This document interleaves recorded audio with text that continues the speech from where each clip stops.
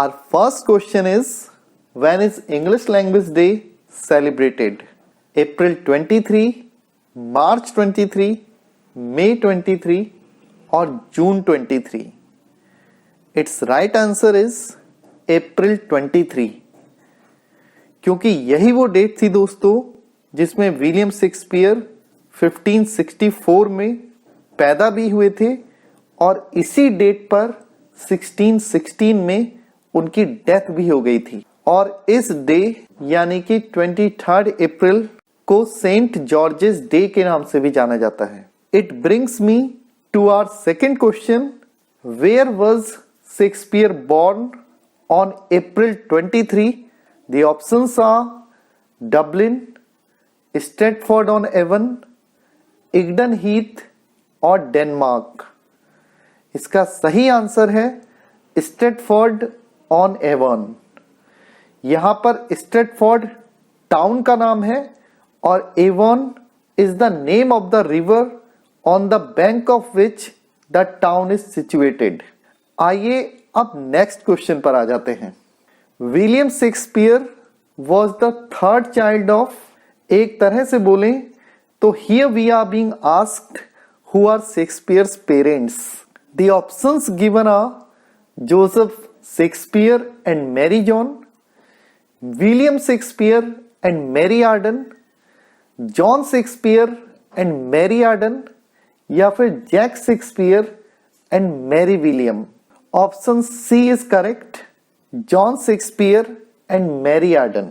Shakespeare के father John Shakespeare थे who was a successful glove maker और उनकी मदर मैरी आर्डन भी एक अफ्लुएंट लैंड ओनिंग फैमिली से बिलोंग करती थी। Our next question is, at what age did Shakespeare get married to Anne Hathaway?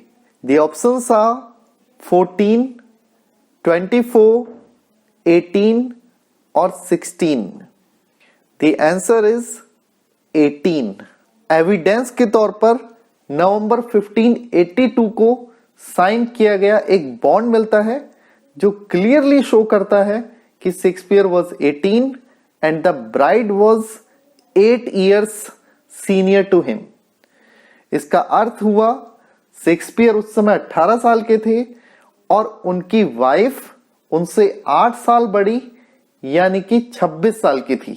Next one is, how many children did Shakespeare have? 4, 3, 2 or 1? The correct answer is 3. William Shakespeare had 3 children, the eldest Susanna and twins Judith and Hamlet. The only son of Shakespeare, Hamlet, died at the tender age of 11 in 1596. Our next question is, who is known as the Bard of Avon? Ben Jonson, William Shakespeare, John Milton or none of these? The answer is none other than William Shakespeare. Bard का मतलब तो हम जानते ही हैं दोस्तों, a poet, और Avon shows the place Shakespeare was born and buried. Let's talk about next question. Who studied at the Stratford Grammar School where he picked small Latin and less Greek? ये जो words हैं दोस्तों, small Latin and less Greek, ये वो words हैं जिनका प्रयोग Shakespeare का क्रिटिसिज्म करने के लिए किया गया था। And the answer to this question is Shakespeare. This one is related to the previous one only. Shakespeare का क्रिटिसिज्म करते हुए किसने कहा था? Shakespeare knew small Latin and less Greek. The options are Johnson, Marlowe, Kyd और none of these. He is the one friends जिसने बाद में शेक्सपियर को not of an age but for all the time कहकर appreciate भी किया था। Now I hope you have reached the correct one. Yes, it is Johnson. अब अगले क्वेश्चन पर आ जाते हैं। It is believed that Shakespeare was found guilty of deer poaching in the garden of William Herbert, Robert Greene, Thomas Lucy और Thomas Thorpe? The correct answer is Thomas Lucy. Shakespeare के पहले biographer Nicholas Roy ने अपनी book में Stratford की इस घटना को साझा किया है, जिसके बाद शेक्सपियर को स्ट्रेटफोर्ड से बचकर लंदन भागना पड़ा था और 7 इयर्स तक गुमनामी के अंधेरे में रहना पड़ा था। And our next question is related to this one only. Scholars refer to the years between this and 1592 as Shakespeare's lost years. Fill in the blank. 1580, 1585, 1590 or none of these? The correct answer is 1585. 1585 से 1592 तक का ये period था दोस्तों, जिसमें शायद Shakespeare was preparing himself for the kind of bright literary career he was going to have in the time to come. It brings me to our 11th question. Who describes William Shakespeare as an upstart crow beautified with our feathers? John Lilly, Robert Greene, George Peele, Christopher Marlowe? The answer is Robert Greene. Robert Greene was a member of University Wits और उन्होंने अपने work a ग्रोट्स worth of विट में Shakespeare पर बहुत सारे sarcastic और bitter comments किए थे और क्वेश्चन में आया स्टेटमेंट भी उन्हीं बिटर कमेंट्स में से एक था। और हमारा अगला क्वेश्चन भी उसी से रिलेटेड है। Who made the comment tigers heart wrapped in a players hide about Shakespeare? John lily, Robert Greene, George Peele, Christopher Marlowe? The answer is Robert Greene. ये स्टेटमेंट भी ग्रीन के उसी वर्क से लिया गया है। Here he makes parody of a line from one of Shakespeare's first plays, Henry VI, Part 3, where Shakespeare writes, "O tiger's heart wrapped in a woman's hide." Our next question is, who among the following is not a university wit? John Lilly, William Shakespeare, George Peele, Christopher Marlowe? The correct answer is William Shakespeare. University wits was the group of playwrights and pamphleteers of late 16th century. They were 7 in number: Christopher Marlowe, Robert Greene and Thomas Nash. These three were from Cambridge. John Lilly, Thomas Lodge and George Peele, these three belong to Oxford University. Thomas Kidd, the 7th member of this group, didn't belong to any of these universities. आइए अब अपने अगले question पे आ जाते हैं। Which work of Shakespeare has been called by Shakespeare as the first heir of my invention? Options are Hero and Leander, The Rape of Lucrece, Venus and Adonis, The Comedy of Errors? The correct one is Venus and Adonis. ये Shakespeare की लिखी long narrative poem है।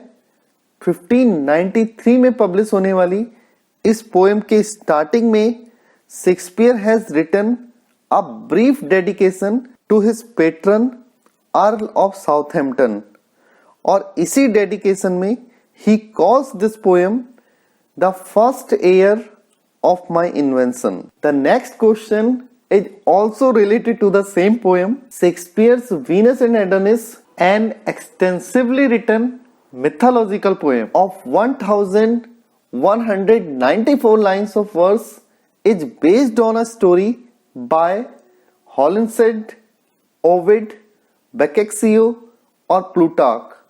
The correct answer is Ovid. Next one is William Shakespeare started his literary career with poems Venus and Adonis and Hero and Leander, The Rape of Lucrece, The Rape of the Lock, The Comedy of Errors. The right answer is The Rape of Lucrece. Shakespeare started his literary career with two poems, Venus and Adonis and The Rape of Lucrece, which became immensely popular. This is the next one.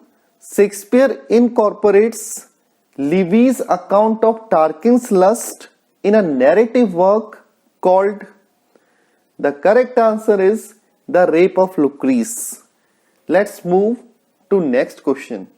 Shakespeare dedicated his youthful poems Venus and Adonis and Lucrece to whom? The options are the Earl of Surrey, the Earl of Surrey, the Earl of Southampton, or the Earl of Saxony. So the correct answer is the Earl of Southampton. Our next question. Who said Shakespeare has only heroines and no heroes?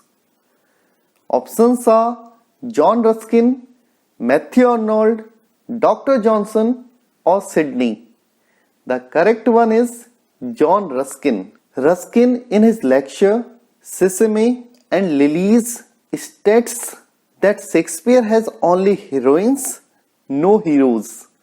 Othello, Hamlet, Julius Caesar, Merchant and Orlando are all weaker than Desdemona, Cordelia, Isabella, Portia and Rosalind. Let's move to the next one. How many sonnets did Shakespeare compose? 37, 54, 154 or none of these? The correct answer is 154. Shakespeare has written 154 sonnets. Out of them, the first 126 are addressed to a man called Mr. W.H. and the rest of the sonnets are addressed to a woman, Dark Lady. It brings me to question number 21st. What is the rhyme scheme of Shakespearean sonnet? ABBA, ABBA, CDE, CDE, ABAB, CDCD, EFEF, GG, ABAB, BCBC, CDCD, EE or none of these?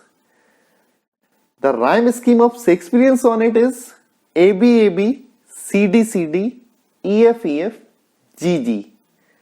Petrarchan sonnet की rhyme scheme होती है ABBA, ABBA, CDE, CDE. And the rhyme scheme of Spenserian sonnet is ABAB, BCBC, CDCD, EE.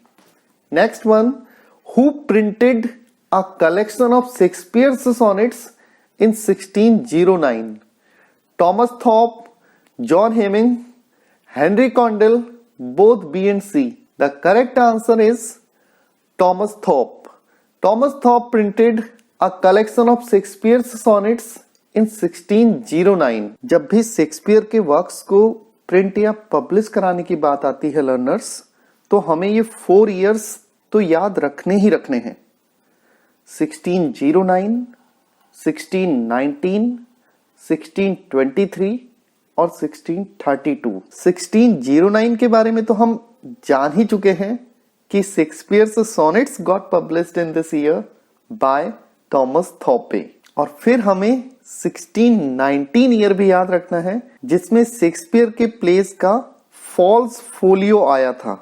It was printed by William Jaggard. 1623 वो year था learners जिसमें Shakespeare के place को Shakespeare के ही साथी एक्टर्स जॉन हेमिंग्स और हेनरी कॉन्डल ने publish कराया था. And the year 1632 is associated with the second folio.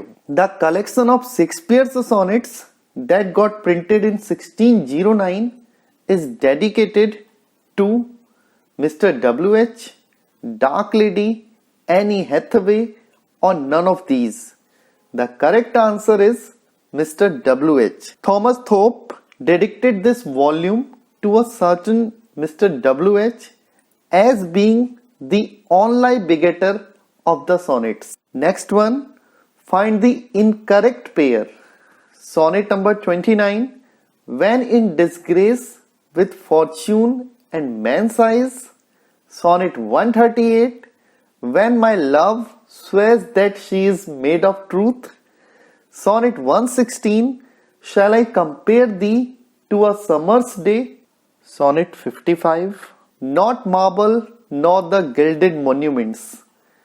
The correct answer is the C1. यहाँ पर हमें सॉनेट्स के नाम दिए हैं और उनकी ओपनिंग लाइंस दी हैं, लेकिन सॉनेट नंबर 116 की ओपनिंग लाइंस हैं, let me not to the marriage of true minds. अगर shall I compare thee to a summer's day की बात करें लर्नर्स, तो it is the opening line of Shakespeare's sonnet number 18. Which among the following is the last sonnet written by Shakespeare? Options are those lines that I before have writ to die, love is too young to know what conscience is, two loves I have of comfort and despair, the little love God lying once asleep. The last option is the last sonnet written by Shakespeare. So the answer is the little love God lying once asleep. This is Shakespeare's sonnet number 154. Let's come to the next one. Who wrote Shakespeare's sonnet Reconsidered? Samuel Johnson, T.S. Eliot, John Ruskin, Samuel Butler. The answer is Samuel Butler. Samuel Butler ने 1899 में Shakespeare's sonnets reconsidered नाम की book लिखी थी, जिसमें he has given the theory that the sonnets, if rearranged, tell a story about a homosexual affair. Next question, how many plays has Shakespeare written? 45, 37, 154. The answer is 37. ज्यादातर यही माना जाता है लर्नर्स कि शेक्सपियर ने 37 प्लेज लिखे थे. हालांकि कई ऐसे और भी प्लेज हैं जिनकी ऑथेंटिसिटी पर डाउट है. The next one is who prepared the first folio of Shakespeare's plays? Ben Jonson, Thomas Thorpe, John Heminges and Henry Condell? None of these. The right answer, as you all know, is John Hemmings and Henry Condell. इसकी तो हमने पहले भी बात की थी. First folio of Shakespeare's plays was prepared by Shakespeare's colleague John Hemmings and Henry Condell, and it got published in the year 1623. Let's move to the next question. How many plays did the first folio of Shakespeare's plays contain? 45, 37, 36, none of these. The correct one is 36. Though Shakespeare has written 37 plays, but out of them 36 got published in the first folio of Shakespeare's plays. Next question, which of the following Shakespeare's plays was not published in the first folio? जैसा मैंने आपको बताया learners कि total 37 place थे, लेकिन first folio में 36 ही publish हुए. Now the question is कि वो कौन सा वाला प्ले था जो शेक्सपियर के फर्स्ट फोलियो में पब्लिश नहीं हुआ था. The correct answer is the Pericles. It brings me to our question number 31.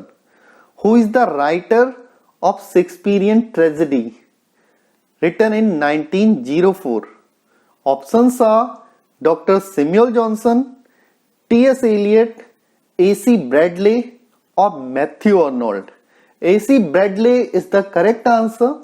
His full name is Andrew Cecil Bradley. He is best remembered for his works on Shakespeare. Next question is, Bradley in his Shakespearean tragedy tells us 4 world famous tragedies of Shakespeare. Which among the following does not belong to this group? Antony and Cleopatra, Othello, King Lear, or Macbeth? The right answer is Antony and Cleopatra. The book Shakespearean Tragedy studies in detail 4 tragedies of Shakespeare, namely Hamlet, Othello, King Lear, and Macbeth. Our next question is, which of the following Shakespeare plays follows all three unities? वैसे Shakespeare के ज्यादातर pledge में learners we don't find all the three unities being followed, but there is one play in which he tries to follow all the three unities, and the options are The Tempest, Othello, As You Like It, or The Pericles. The correct answer is The Tempest. In The Tempest, Shakespeare adheres to what scholars have called the classical unities of time, place, and action. These unities are based on conventions established by writers of classical Greek drama. Our next question is also related to this. And the question is, Shakespeare observes the three unities of blank, comma, blank, and blank diligently in The Tempest. The correct answer is time, place, and action. Find the source of Shakespeare's plays. Shakespeare जो अपने नाटक लिखता था उसका material ज्यादातर कहां से collect करता था? The options are The Chronicles, Plutarch's Lives, both of these, or none of these. The correct answer is both of these. The Hollands Chronicles served as Shakespeare's source for nearly all of his history plays. And Shakespeare's second most important source was a book by the Roman historian Plutarch titled Lives of the Noble Greeks and Romans. और इसी वाली book को Thomas north ने 1579 में English में translate कराया था. That was also an important source material for Shakespeare, who wrote a preface to the first folio with the poem addressed to the reader. The options are Dr. Samuel Johnson, Ben Jonson, John Milton, or none of these. The correct answer is Ben Jonson. The next question is also related to this. Who called Shakespeare not of an age but for all the time? The options are Dr. Samuel Johnson, Ben Jonson, John Milton, or none of these. The answer is Ben Jonson. He was not of an age but for all time, exclaimed Ben Jonson in his poem To the Memory of My Beloved, the author, Mr. William Shakespeare, one of several dedicatory poems prefacing the great 1623 folio of comedies, histories, and tragedies, the first collected volume of Shakespeare's work. Who states these words for Shakespeare? Soul of the age, the applause, the delight, the wonder of our stage. Options are Dr. Samuel Johnson, Ben Jonson, John Milton, or none of these. The correct answer is Ben Jonson. The same poem which we talked about in the previous question, these lines have been taken from. Let's come to our next question. Ben Jonson called Shakespeare sweet blank of Avon. Shakespeare को Ben Jonson ने Avon का क्या कहा था? Sweet स्वान कहा था, sweet brother कहा था, स्वीट क्रो कहा था, या इनमें से कुछ भी नहीं कहा था? The correct answer is swan. Ben Jonson called Shakespeare sweet swan of Avon. This line occurs in Ben Jonson's poem To the Memory of My Beloved Mr. William Shakespeare. हमारा अगला क्वेश्चन भी इसी से रिलेटेड है कि इसी poem में Ben Jonson ने एक फ्रेज का प्रयोग किया है, that is mighty line. The question is वो माइटी लाइन उन्होंने मार्लो की किस चीज के लिए यूज किया है? It is Marlowe's free verse, Marlowe's blank verse, Marlowe's heroic couplet, or none of these?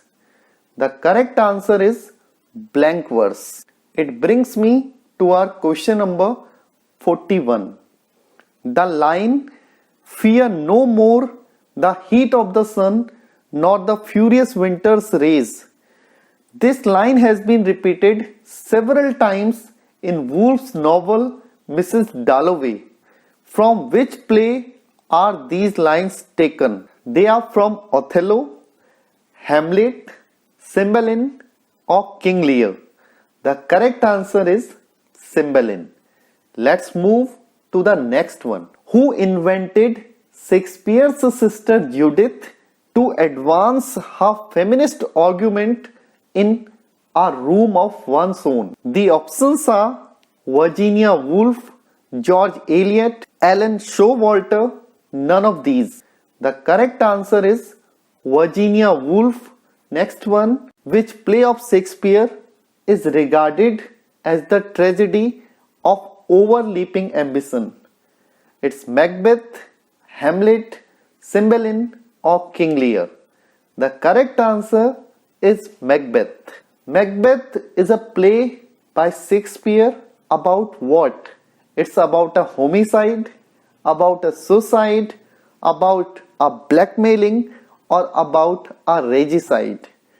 The answer is regicide. Regicide is associated with the murder of the king. Which play of Shakespeare opens with the line, "When shall we three meet again, in thunder, lightning, or in rain?" Options are Othello, Hamlet, Macbeth, or King Lear. The answer is Macbeth. These are the lines spoken by the three witches right at the outset of the play. अब आइए अपने next question पर आ जाते हैं. In which play do we find the line, "Life is but a walking shadow. It is a tale told by an idiot, full of sound and fury, signifying nothing"? The options are As You Like It, King Lear, Macbeth, Twelfth Night. The answer is Macbeth. These words have been uttered by Macbeth in Shakespeare's famous play Macbeth. हमारा अगला question भी इसी line में आए words से related है. Who has written the novel The Sound and the Fury? The options are Thomas Hardy, William Faulkner, Shakespeare, or none of these. The correct answer is William Faulkner. The title of Faulkner's The Sound and the Fury is significant because it is inspired by Macbeth's speech in Act 5, Scene 5 of Macbeth. He describes life full of sound and fury, signifying nothing, meaning that life is meaningless and nothing but a shadow of what is real. Maqbool is a movie based on which of the following plays of Shakespeare? The options are Merchant of Venice, Macbeth, Much Ado About Nothing, or none of these. The correct answer is Macbeth. It brings me to our next question. Who has written the essay on the knocking at the gate in Macbeth? Thomas Hardy, William Faulkner, Shakespeare, Thomas De Quincey. The correct answer is Thomas De Quincey. Our 50th question is, if it were done, when it is done, then it were done. It were done quickly. Who spoke these words? It's Macbeth, Lady Macbeth, Othello, or none of these. The correct answer is Macbeth. So begins one of the most famous and revealing soliloquies in William Shakespeare's Macbeth. Question number 51 is, Shakespeare belonged to? The options are Elizabethan age, Restoration age, age of romantic revival, और none of these. Answer पर आने से पहले सभी edges के time Spain को जान लेते हैं दोस्तों. अगर एलिजाबेथन एज की बात करें तो ये 1558 से लेकर 1603 तक बना रहा था, जब इंग्लैंड की रानी एलिजाबेथ फर्स्ट थी। Let's talk about restoration age now. Restoration age began with the restoration of monarchy in England in 1660 and it remained till 1700। Romantic revival वाला एज वर्ड्सवर्थ और कोलरीज के लिरिकल बैलेट्स के publication के साथ start हुआ था और इट गॉट एंडेड रफली इन 1837 जब इंग्लैंड की क्वीन विक्टोरिया बन गई थी और उन्हीं के नाम पर आने वाले एज को विक्टोरियन एज के नाम से जाना गया। इन तीनों एजेस के बारे में जान लेने के बाद अब शेक्सपियर के लाइफ स्पैन को भी याद कर लेते हैं। It was 1564 to 1616 and this period falls in our first option. So the correct answer is Elizabethan age. Let's come to our next question.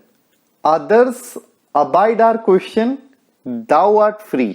अर्थात दूसरे पोइट्स की ग्रेटनेस पर क्वेश्चंस उठाए जा सकते हैं but your greatness is quite secure, इसीलिए you are free from all kinds of questions and scrutiny. ये लाइन शेक्सपियर के लिए किसने लिखी हैं? The options are doctor Samuel Johnson, Ben Jonson, John Milton और Matthew Arnold. The correct answer is Matthew Arnold. Matthew Arnold wrote it in his poem Shakespeare, which has been written in the form of a sonnet। और sonnet के बारे में तो आप जानते ही हैं। It is a poem of 14 lines with a fixed rhyme scheme, usually written in iambic pentameter।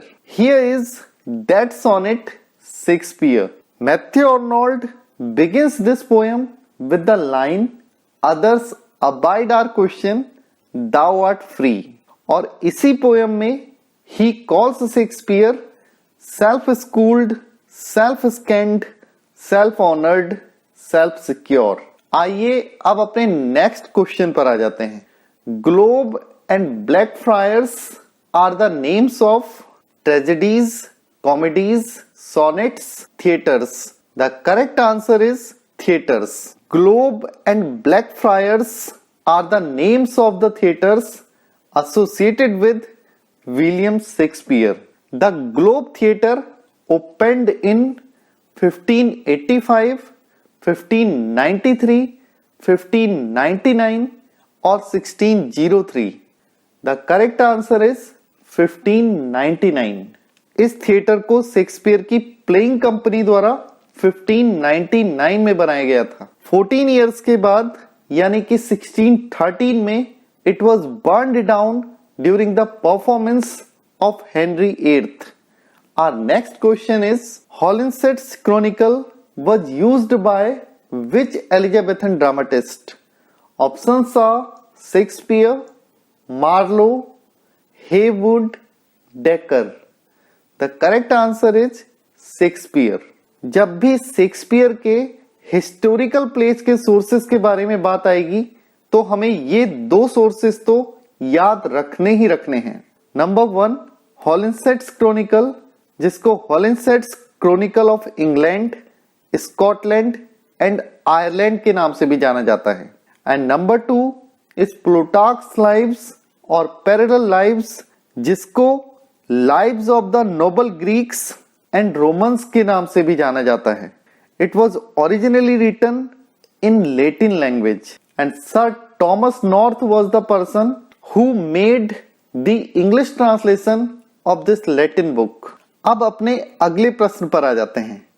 Which play of Shakespeare begins with the appearance of 3 witches? Hamlet, Othello, Macbeth, King Lear।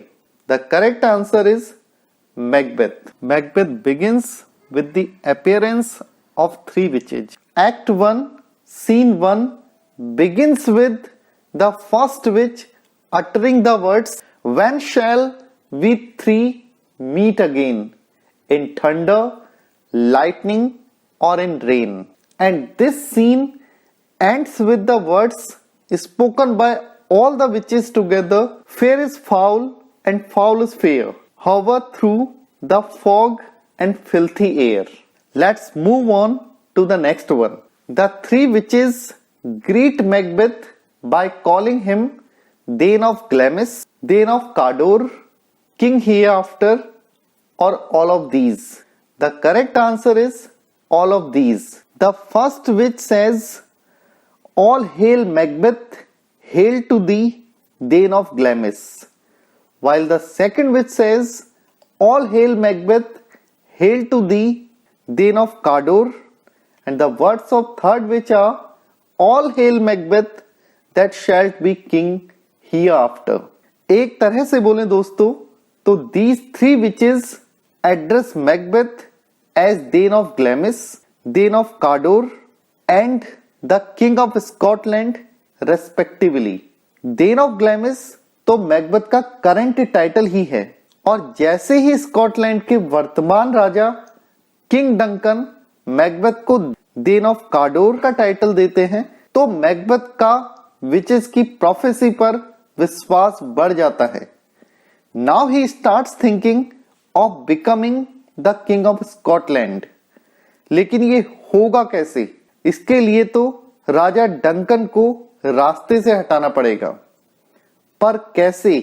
Now he begins to think of murdering King Duncan. और ऐसे समय में Macbeth की wife Lady Macbeth, who is sometimes called the fourth witch of the drama Macbeth, comes forward to help him perform this heinous deed. तो ये दोनों जने मिलकर डंकन को डिनर पर इनवाइट करते हैं और डिनर के बाद डंकन को उनकी नींद में ही मर्डर करने की योजना बना लेते हैं. Here is our next question. The line present fears are less than horrible imaginings appear in Macbeth, Othello, King Lear और Hamlet. The correct one is Macbeth. We find these words in Act 1, Scene 3. They are uttered by Macbeth in one of his soliloquies, where he imagines killing Duncan and gets horrified by the thought of it. हमारा अगला प्रश्न है, Who said, had he not resembled my father as he slept, I had done it? Lady Macbeth, Banquo, Macbeth or none of these? The answer is Lady Macbeth. This line occurs in Act 2, Scene 2, जहां lady Macbeth कहती है, अगर Duncan सोते समय मेरे father की तरह नहीं दिखता तो मैं खुद ही उसे मर्डर कर देती. But as he looks like her father while sleeping, she cannot do that. Next one is, all the perfumes of Arabia will not sweeten this little hand. These words of Lady Macbeth occur in Act 5th, Scene 1st, जिसे sleep walking scene के नाम से भी जाना जाता है दोस्तों. But the question asked over here is कि which figure of speech has been used in these words? Options है hyperbole, metaphor, personification और oxymoron. The correct answer is hyperbole. Hyperbole is a figure of speech in which things are exaggerated only to add emphasis without the intention of being literally true. यहां पर hyperbole है क्योंकि यहां पर बात को बड़ा चढ़ाकर कहा गया है. लेडी मैकबेथ कहती हैं, अरब जो कि परफ्यूम के लिए फेमस है, वहां का पूरा परफ्यूम भी अगर उसके उस छोटे से हाथ में भी डाल दिया जाए तो भी उस हाथ में स्वीटनेस नहीं आ सकती. वास्तव में lady Macbeth is repenting for her deeds. It brings me to our question number 61. Which of the following best describes Lady Macbeth's death? She dies off stage, she stabs herself, she is killed by Macbeth, or none of these? The correct answer is she dies off stage. This is the thing which is told to Macbeth as well as the readers in Act 5, Scene 5 by Satan? हमारा अगला question भी इसी से related है. Macbeth utters his soliloquy tomorrow and tomorrow and tomorrow. When? The correct answer is he utters this soliloquy when he receives the news of Lady Macbeth's death. This news is given to him by Satan in Act 5, Scene 5. Our next question is, why is Macduff able to kill Macbeth despite the witch's prophecy? The options are, he is powerful warlock himself, he kills the witches first, he was born by cesarean section, or none of these. The correct answer is, he was born by cesarean section. Act 4, Scene 1 में Macbeth 3 witches के पास जाता है and he wants to know how to make his kingship secure. In response, these witches summon for him 3 apparitions: an armed hand, a bloody child, and finally a child crowned. The first apparition instructs Macbeth to beware of Macduff. The second one says, none of women born shall harm Macbeth. The third one says, Macbeth will not be overthrown until Birnam Wood moves to Dunsinane. Our next question is also related to this one. How does Birnam Wood come to Dunsinane? By magic? Through an earthquake? It doesn't. Or Malcolm's army hides behind cut-off tree branches? The last one is the correct answer.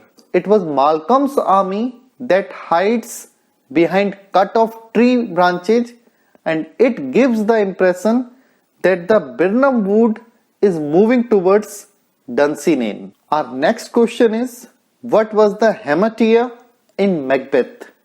Hamartia means the fatal flaw of a tragic hero. Hero के अंदर कोई ऐसी कमी जो उसके पतन का कारण बन जाती है. सो मैकबेथ के अंदर वो कौन सी कमी थी जो उसके पतन का कारण बन जाती है? The options are being self-willed, procrastination, being too ambitious, or none of these. The correct answer is being too ambitious. And this over-ambition becomes the cause of Macbeth's fall. Let's talk about our next question. Who published his book, Some Account of the Life of Mr. William Shakespeare, in the year 1709? The options are AC Bradley, T.S. Eliot, Nicholas Rao, or none of these. Nicholas Rao is the correct answer. He was the first biographer of William Shakespeare. Our next question is, which of the following critics preferred Shakespeare's comedies to his tragedies? The options are Dr. Johnson, Addison, Dryden, Pope. The answer is Dr. Johnson. In his book Preface to Shakespeare that got published in 1765, Johnson presents his view that Shakespeare's comedies are superior to his tragedies and they conform more to his genius and temperament. Shakespeare's tragedy seems to be skill, but his comedy instinct. Our next question is also related to the same book. Who defends Shakespeare's violation of unities? Dr. Johnson, Addison, Dryden, or Pope? Again, the answer is same, Dr. Johnson, and in the same book, he has defended Shakespeare's violation of unities. Our next question is, what is the subtitle of the play Othello? Desdemona, the Moor of Venice, or Murder Unjustified? The correct answer is the Moor of Venice. Next question, where does the play Othello open? A street in Venice, King Lear's palace, Elsinore Castle in Denmark or a Scottish moor? The correct answer is a street in Venice. Venice की उस गली में हमें दो characters से introduce कराया जाता है. One is Rodrigo, who is also called a Venetian gentleman. He is the suitor of Desdemona, and the other character is Iago, the villain of this drama. He is unhappy with Othello because Othello hasn't appointed him as his lieutenant. Right in the beginning, Rodrigo shows his anger on Iago because Desdemona has eloped with Othello.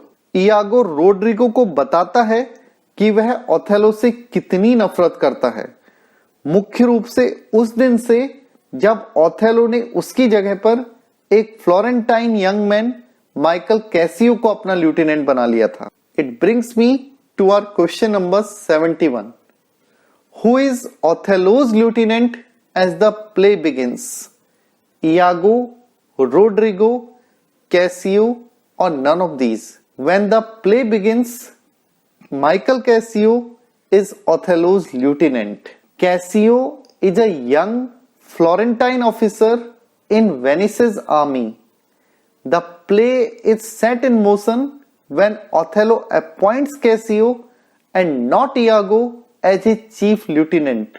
यहीं से Iago Othello से भी चिढ़ने लग जाता है और Cassio से भी. Next question is, who speaks the words in following him I follow but myself? The options are Iago, Othello, Desdemona, or Duke. The correct answer is Iago. In this early speech, Act 1, Scene 1, Iago explains his tactics to Rodrigo. He says he follows Othello not out of love or duty, but because he feels he can exploit and dupe his master. The next one is, what is Brabantio's position in Othello? Duke, senator, doctor, warrior.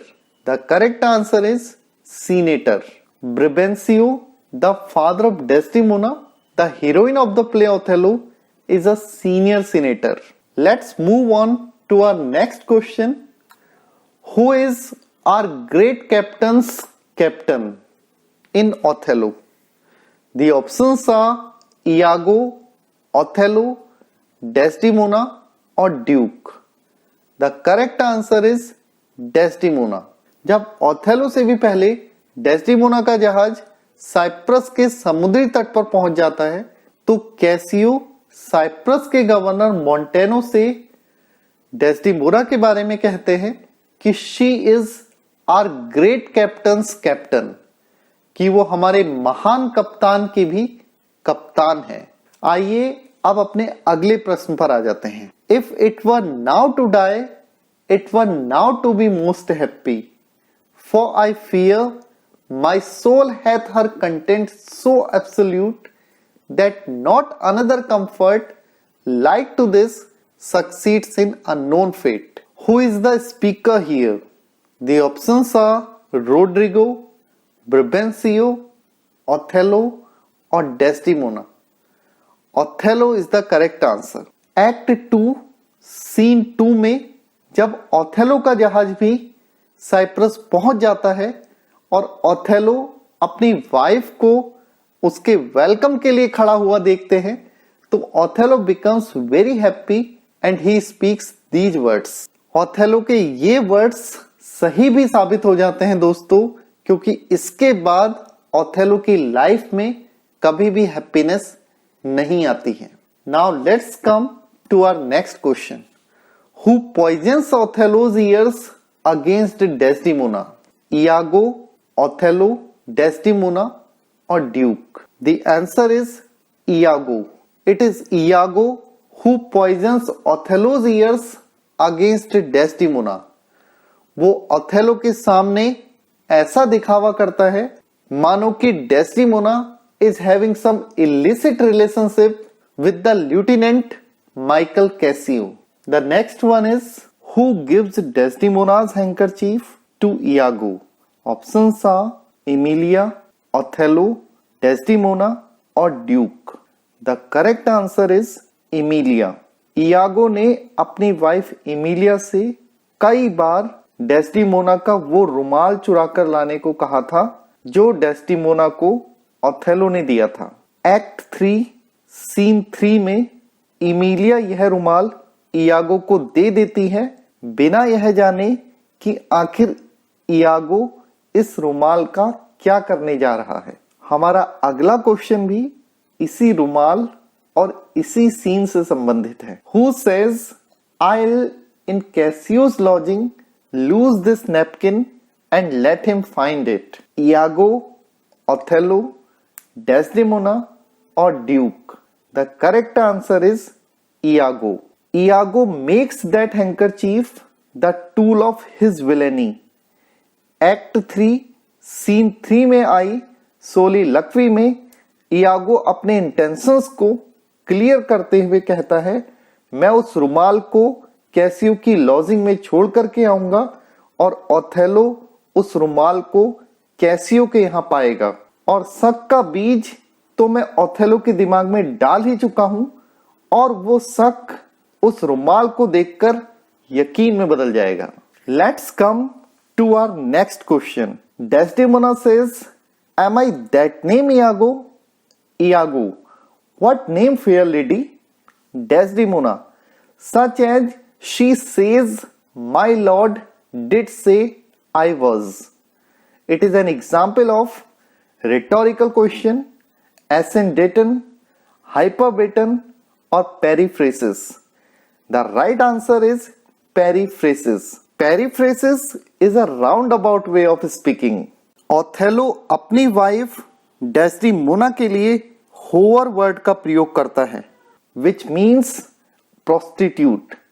Imiliya उस word को बार बार repeat करती है but Desdemona's modesty quells before a word so vulgar. क्योंकि उस गंदे word को वो नहीं बोल सकती इसीलिए वो पेरिफ्रेसिस का प्रयोग करते हुए कहती है, such as she says my lord did say I was. Our next question is, where is Desdemona murdered? The options are in a garden, in the war, in the theater or in the bedchamber. Option D, in the bedchamber is correct. In Act 5, Scene 2, Desdemona is strangled by her husband Othello. हमारा अगला question भी इसी scene से संबंधित है। It is the cause, my soul. Let me not name it to you, you chaste stars. It is the cause. Who is the speaker? Emilia, Othello, Desdemona, Cassio. The correct one is Othello. Othello utters these words in Act 5, Scene 2, just before murdering his wife, Desdemona. Here is our next question. By whom is Emilia killed? Iago, Othello, Desdemona or Duke?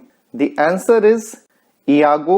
Act 5 और Scene 2 में जब Iago कहता है कि Desdemona एक unfaithful woman थी and she was having an illicit relationship with Cassio, तो ये झूठ सुनकर एमिलिया से रहा नहीं जाता। Emilia tells everyone the reality how she found the handkerchief. It makes Iago angry and he stabs Emilia and runs out. अब अपने नेक्स्ट क्वेश्चन पर आ जाते हैं। Read the following statement and the reason given for it. Choose the right response. Assertion A. Othello killed Desdemona. Reason B. Because Desdemona committed infidelity. Out of the given options, C1 is the correct because A is true but R is false. Othello ने Desdemona को मारा था but Desdemona did not commit infidelity. Next one is, who called Shakespeare the largest and most comprehensive soul? Dr. Samuel Johnson, Ben Jonson, John Milton or Dryden? The correct answer is Dryden. Dryden, in his essay on dramatic poesy, has written, "He was the man who of all modern and perhaps ancient poets had the largest and most comprehensive soul." Let's talk about our next question. With this key, Shakespeare unlocked his heart. The words are from Coleridge, Wordsworth, Hazlitt, or Byron. The correct answer is Wordsworth. Wordsworth has written this beautiful line in his sonnet, "Scorn not the sonnet." Dryden's play All for Love is based on one of Shakespeare's plays. On which of the following plays? The options are Antony and Cleopatra, The Merchant of Venice, Julius Caesar, or none of these. The answer is Antony and Cleopatra. The next one, Prince Hamlet is the title character and protagonist of William Shakespeare's play Hamlet. He is the prince of which country? Denmark, Norway, Paris, or England? The correct answer is Denmark. हमारा अगला प्रश्न है, In which play do we find the line "Frailty, thy name is woman"? Options are Macbeth, Othello, King Lear, or Hamlet.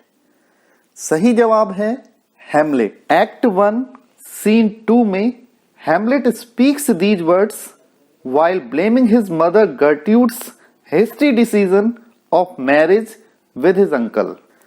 अपनी इस soliloquy में वो कहता है, अभी तो पापा को मरे हुए 1 महीना भी नहीं हुआ था, वो जूते जिन्हें पहनकर मेरी माँ पापा के फ्यूनरल पर गई थी अभी तो टूटे भी नहीं थे। इतने समय तक तो एक जानवर भी अपने साथी जानवर की मौत पर विलाप करता है और वहां मेरी माँ ने इतनी जल्दी मेरे ही अंकल यानी कि मेरे पापा के भाई से मैरिज रचा ली। Our next question is, who played the role of ghost in Shakespeare's play Hamlet? नाटक के ओपनिंग एक्ट में ही हमें एक घोस्ट से मिलाया जाता है दोस्तों, जो डेनमार्क के पिछले राजा का भूत है और वो घोस्ट अपने बेटे प्रिंस हैमलेट को ये बताना चाहता है कि उसकी डेथ नेचुरल डेथ नहीं थी। वो घोस्ट प्रिंस हैमलेट को बताता है कि जब मैं गार्डन में लेटा हुआ रेस्ट कर रहा था तो तुम्हारे चाचा ने मेरे कान में पॉइजन उड़ेल दिया था जिससे मेरी मृत्यु हो गई थी। But the question asked over here is, जब ये नाटक हैमलेट पब्लिक को दिखाया गया तो घोस्ट का किरदार किसने निभाया था? The options are Marlowe, Ben Jonson, Shakespeare और an unknown actor. The correct answer is Shakespeare. हमारा अगला प्रश्न है, to be or not to be, that is the question.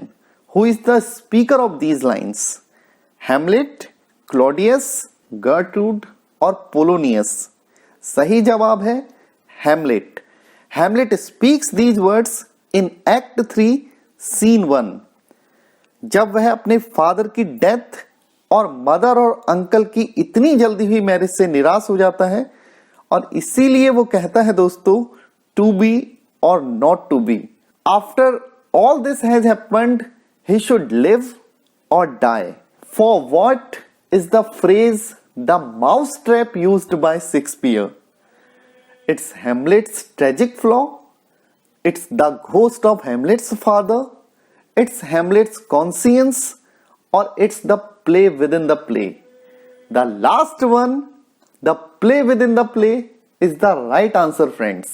Who says neither be a borrower nor a lender be, for loan oft loses both itself and friend?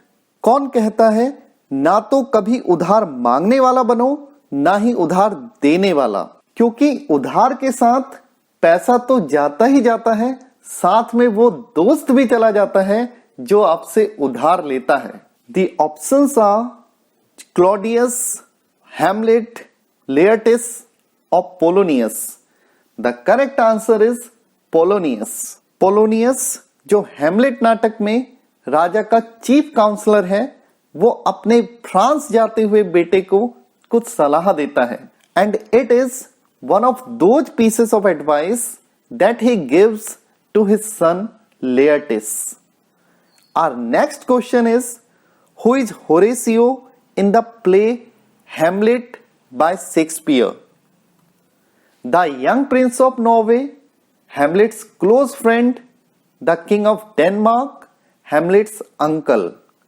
The right answer is Hamlet's close friend. Horatio is in fact a character foil for Hamlet. The reason being, he is the type of man that has pride in himself and everything that he does. But quite opposite to it, Hamlet doesn't take pride in himself and is the true definition of a coward. Here is our next question. Who is Hamlet's beloved in the play Hamlet? Olivia, Voila, Ophelia or Cordelia? The right one is Ophelia. Ophelia is the daughter of Polonius and sister of Laertes. Name the jester in King Hamlet's court. Polonius, Guildenstern, Yorick or Bernardo. The right one is Yorick. Here is our next question.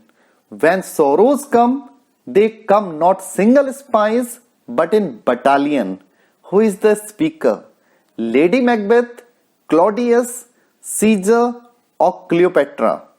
The correct answer is Claudius. This quote was used by Claudius in Shakespeare's play Hamlet, Act 4, Scene 5. Claudius meant that when bad incidents occur, they do not happen alone, but many other bad happenings occur simultaneously to contribute to human tragedy. Next one, who called Hamlet a dramatic failure? The options are Bacon, Johnson, Eliot or Kidd. The correct answer is Eliot. T.S. Eliot called Hamlet a dramatic failure in his popular essay Hamlet and his Problems. हमारा अगला question भी इसी से related है. Who has written the essay Hamlet and his Problems? Charles Lamb, Ben Jonson, T.S. Eliot or Dryden? So the answer you know, friends, is T.S. Eliot. Let's move on to our second last question. Find the incorrect match. Spurgeon's Shakespeare's Imagery 1935.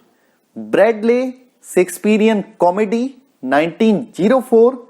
T.S. Eliot Hamlet and his Problems 1919. Stephen Greenblatt on Poetics of Culture and the Interpretation of Shakespeare 1987. So the incorrect one is Bradley Shakespearean Comedy. क्योंकि Bradley ने Shakespearean comedy नहीं, Shakespearean tragedy लिखी थी that got published in 1904. Here comes our 100th question. What kind of characters generally sing in Shakespeare's plays? Kings and queens, fairies, servants, clowns, fools and other minor characters? None of these. The correct answer is servants, clowns, fools and other minor characters. Who called Shakespeare sweetest Shakespeare fancy child? The options are Milton, Coleridge, Ben Jonson, Arnold. The correct answer is Milton. John Milton wrote this beautiful line in his poem L'Allegro that got published in 1645. It is an Italian title which means the cheerful man. Here is an excerpt from L'Allegro where we find the line sweetest Shakespeare fancy child. Our next question is, what is common in the following women characters in Shakespeare? Julia in The Two Gentlemen of Verona, Rosalind in As You Like It, Viola in Twelfth Night, Imogen in Cymbeline? The options are: they disguise themselves as nuns and go in exile. They disguise themselves as boys in pursuit of their lovers. They are all victims of treachery by their lovers. They all organize revolt against their respective masters. The answer is: they disguise themselves as boys in pursuit of their lovers. In the play The Two Gentlemen of Verona, Julia disguises herself as a boy, Sebastian, and follows her boyfriend Proteus to Milan. Julia was the first cross-dressing woman in Shakespeare's play. In As You Like It, Rosalind disguises herself as a shepherd named Ganymede and follows her faithful lover Orlando. In the play Twelfth Night, Viola becomes Sigerio, serves Duke Orsino and falls in love with him. Imogen in Cymbeline disguises herself as a male servant named Fidel to follow her lover Posthumus Leonatus. Our next question is: which of these plays doesn't use cross-dressing as a device? As You Like It, Julius Caesar, Cymbeline, Two Gentlemen of Verona. The correct answer is Julius Caesar. Let's come to our next question.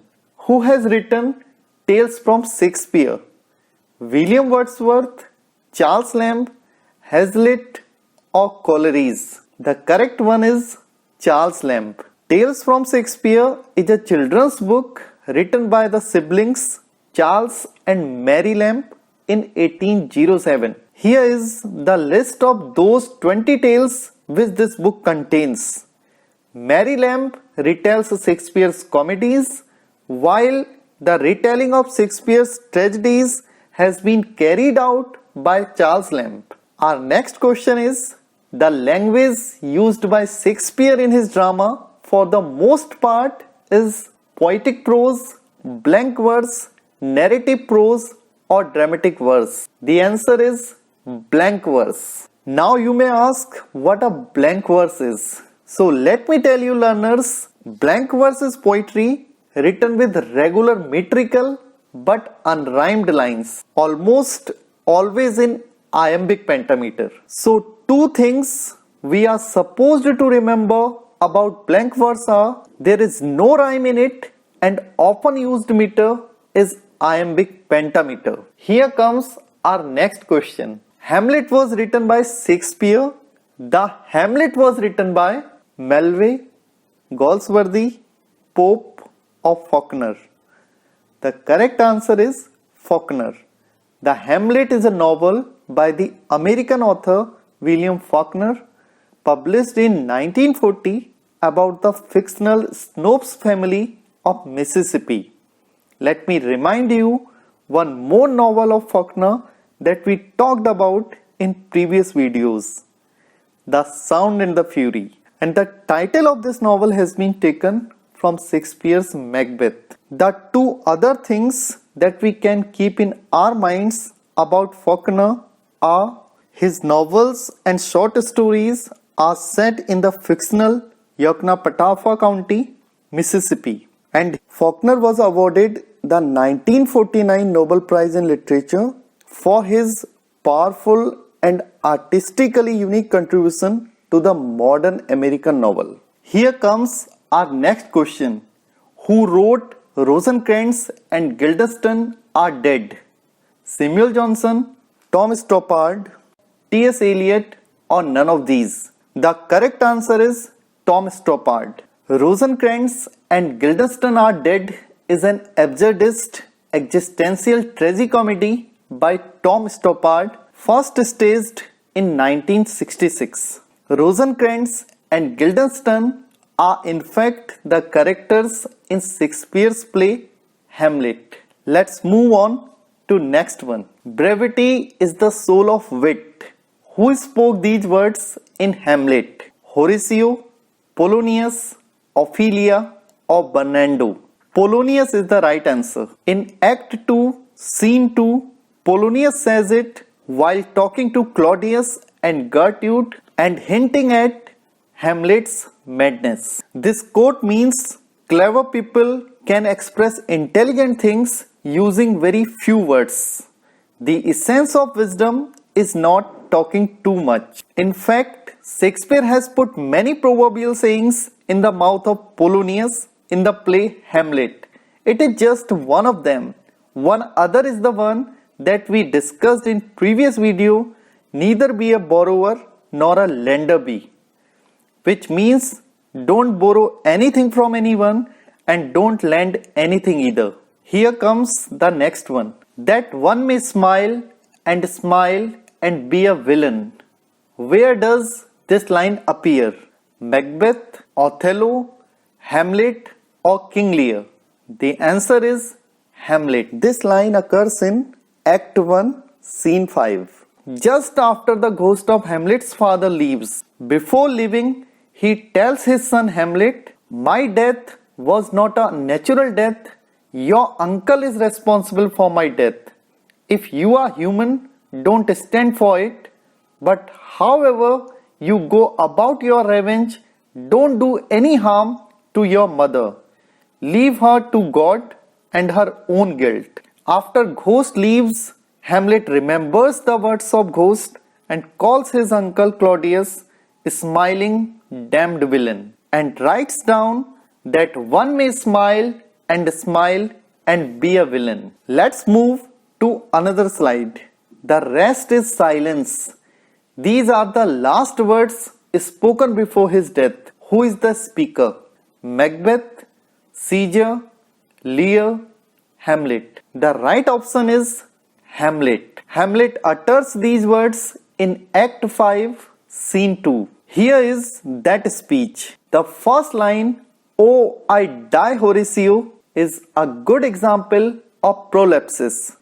Prolepsis is a poetic device in which the speaker tells about the circumstance that would take place in the time to come. And this speech ends with the line, "The rest is silence." After it, Hamlet actually dies. It brings me to our question number 111. What are the names of the 4 dead bodies left on the stage at the end of the play?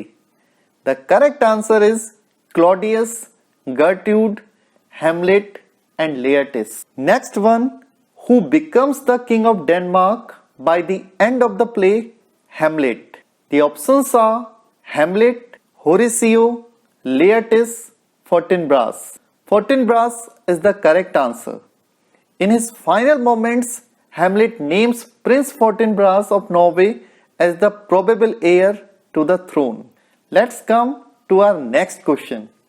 In which essay T.S. Eliot used the phrase objective correlative?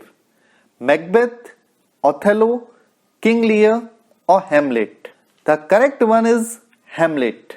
It is the essay written by Eliot that got published in 1919. Now let me tell you friends what this objective correlative really means. It may be a set of objects or a situation or a chain of events which a writer must use to evoke a particular emotion in the reader. T.S. Eliot criticizes Hamlet and calls it a dramatic failure because it lacks this objective correlative. Next one is Falstaff is a character in Henry IV Part 1, The Merry Wives of Windsor, The Comedy of Errors, Titus Andronicus. The correct answer is A and B. Henry IV Part 1 and The Merry Wives of Windsor. Falstaff is an important character in Shakespeare's plays. He was a fat knight and a comic character. Featured in Shakespeare's Henry IV Part 1 and Henry IV Part 2. He is a mischievous character. Queen Elizabeth loved this character so much that she asked Shakespeare to show Falstaff in love. She was so eager to see it acted that she commanded it be finished in 14 days. And the result was The Merry Wives of Windsor. Next question is also related to Queen Elizabeth's favorite character. Identify Falstaff's words in Henry IV, Part 1. The right answer is, now Hull, what time of day is it, lad? This question occurs in Act 1, Scene 2 of Henry IV, Part 1. The phrase, what's in a name, occurs in Antony and Cleopatra, The Merchant of Venice, Romeo and Juliet, none of these.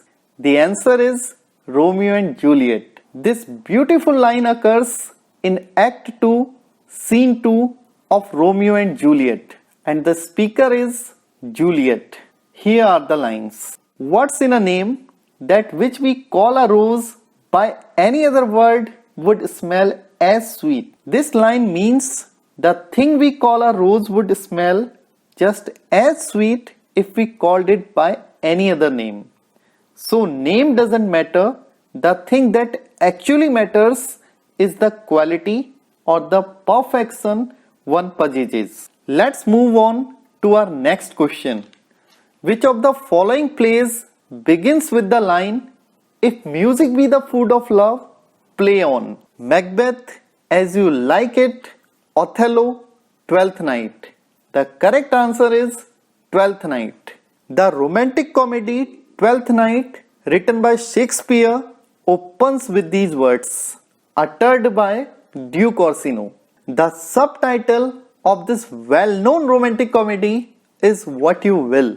Right in the beginning of the play, we come to know the fact that Orsino, who is Duke of Illyria, has fallen in love with Countess Lady Olivia. He cannot have her because she is in mourning for her dead brother and refuses to entertain any proposals. Next one is, Viola is shipwrecked on the coast of Illyria and she comes ashore with the help of a captain.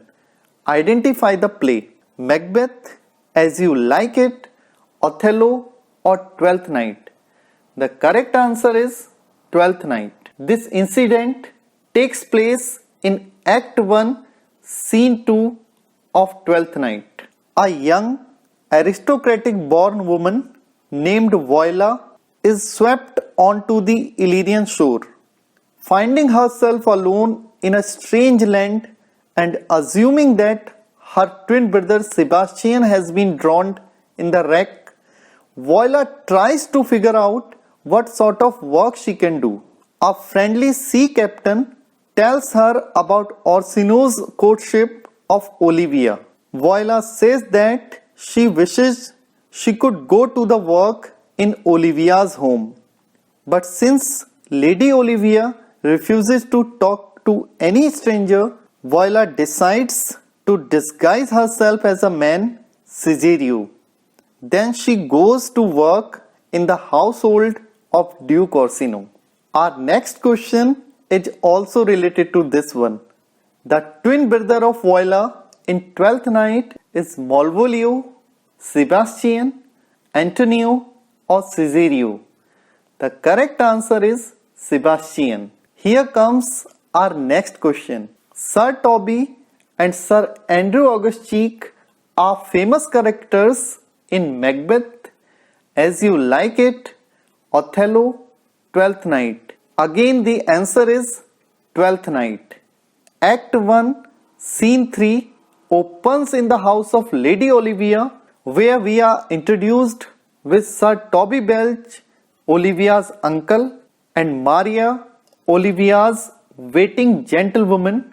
Sir Toby is busy in drinking. Maria tells him that Olivia is annoyed by his drinking habit. Then Sir Andrew comes and joins Sir Toby. After that, they drink, talk, and joke like old friends.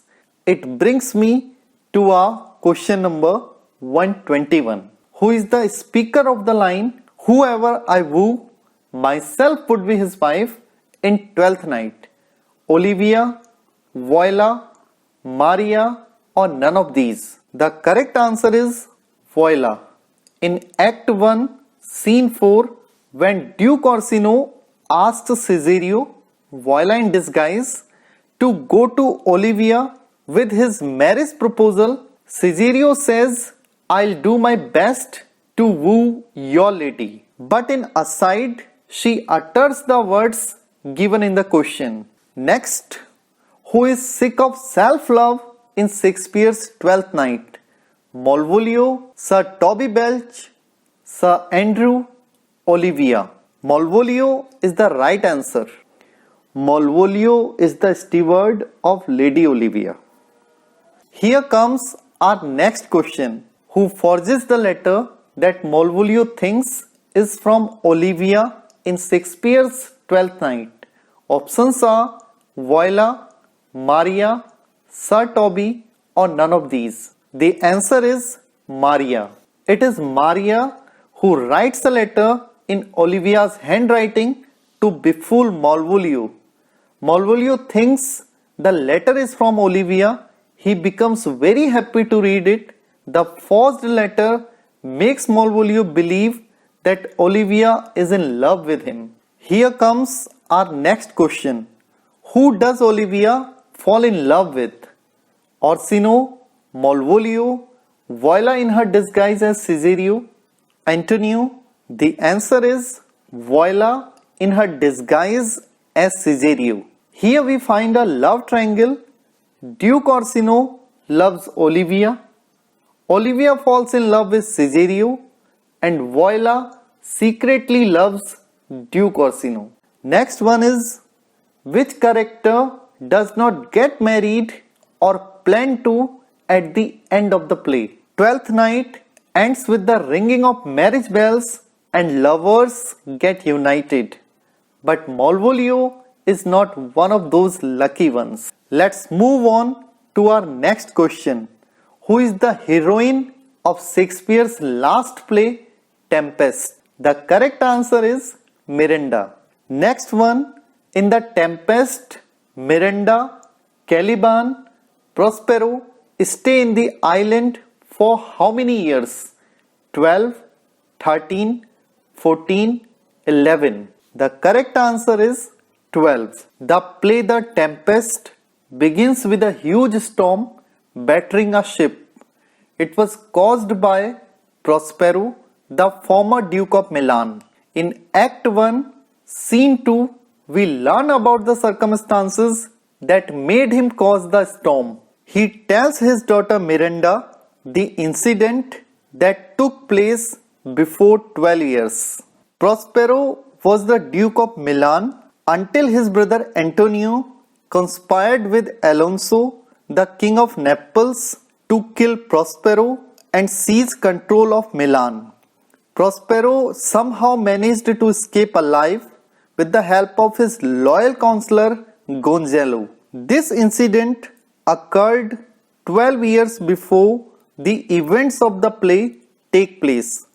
For last 12 years, Prospero has been living on this island with his daughter Miranda and his slave Caliban. Here comes our next question. After telling this story, Prospero charms Miranda to sleep and then calls forth his familiar spirit blank, his chief magical agent fill in the blank. The options are Caliban, Ariel, Sycorax, or none of these. The correct answer is Ariel. Prospero and Ariel's discussion reveals that Ariel brought the tempest upon the ship and set fire to the mast. He then made sure that everyone got safety to the island, though they are now separated from each other into small groups. Ariel, who is a captive servant to Prospero, reminds his master that he has promised Ariel freedom a year early if he performs tasks such as these without complaint. Our next question is, who helped Prospero and Miranda to escape after Antonio usurped Prospero's title? The options are Ariel, Gonzalo, Alonso, Sebastian. The right answer, as you already know learners, is Gonzalo. Gonzalo was Prospero's loyal counselor. Let's come to the next question now. Who of the following represents the colonized in the Tempest? Ariel, Stefano, Caliban, Trinculo. The answer is Caliban. Here is the speech delivered by Caliban to Prospero and Miranda. It makes clear the vexed relationship between the colonized and the colonizer that lies at the heart of the play The Tempest. Here is the image of Caliban, a feral, sullen, misshapen creature. Caliban was the sole inhabitant of this island before the arrival of Prospero and his daughter Miranda. Next question is also related to Caliban. Who was Caliban's mother in the play The Tempest? Sycorax, Eris, Juno, or none of these? The correct answer is Sycorax. Sycorax is an unseen character in the play The Tempest. She is a vicious and powerful witch and the mother of Caliban. It brings me to our question number 132. Over how many days does the action of The Tempest take place? 2, 1, 3, 4. The correct answer is 1. The next one is the line, "We are such stuffs as dreams are made on," occurs in All for Love, Hamlet, Antony and Cleopatra, The Tempest. The Tempest is the right answer. Prospero utters these words in Act 4, Scene 1. Let's move on to the next question now. Miranda falls in love with Antonio, Alonso, Ferdinand, or none of these? The answer is Ferdinand. Moments later, she encounters Ferdinand for the first time and the two immediately fall in love. Ferdinand is the Prince of Naples and the son of Alonso, the King of Naples. Next question is, "I am your wife if you will marry me. If not, I'll die your maid." Which Shakespearean character speaks these words? Cleopatra, Desdemona, Miranda, or Olivia? The right one is Miranda. Miranda speaks these words in Act 3, Scene 1 of Shakespeare's play The Tempest. Here comes our next question. In The Tempest, who says the following lines? "I'll break my staff, bury it certain fathoms in the earth, and deeper than ever did plummet sound. I'll drown my book." The options given are Miranda, Ariel, Caliban, Prospero. Prospero is the right answer because Prospero intends to drown his book after he has reconciled with his enemies. He speaks these lines to assure the world that he will have no more dealing with magic in the time to come. Next one, which play of Shakespeare has an epilogue in it? Hamlet, Twelfth Night, The Tempest, none of these. The right answer is The Tempest. The next one, The Tempest belongs to a literary genre called Roman history play, tragicomedy, comedy of humor, or none of these. The correct one is tragicomedy. Let's move on to our next question. The Tempest is a birth of the imagination. Who made this remark? Coleridge, Dryden, Wordsworth, or Hudson? The right answer is Coleridge. Samuel Taylor Coleridge made this remark in his notes on The Tempest that got published in 1836. The next one is Aldous Huxley took the hint for the title of his novel Brave New World from Shakespeare's Antony and Cleopatra, The Tempest, Romeo and Juliet, none of these. The correct answer is The Tempest. It brings me to our question number 141. Identify the period when Shakespeare wrote his great tragedies. 1587 to 1594, 1594 to 1601, 1601 to 1609, or 1609 to 1613. The correct one is 1601 to 1609. The next question is, choose the one that does not match. Touchstone as you like it, Goneril, King Lear, Cinna, Julius Caesar, Gobbo, Twelfth Night. The last one is the incorrect match because Gobbo appears in Shakespeare's The Merchant of Venice. Let's move on to the next one. In which play do we find the line, as flies to wanton boys are we to the god, they kill us for their sport? Options are As You Like It, King Lear, Macbeth, Twelfth Night. The correct answer is King Lear.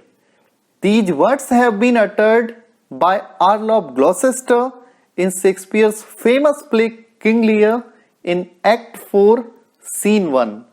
Next one is, who judged the play King Lear to have nothing in it but what is painful and disgusting, and deemed it essentially impossible to be represented on a stage?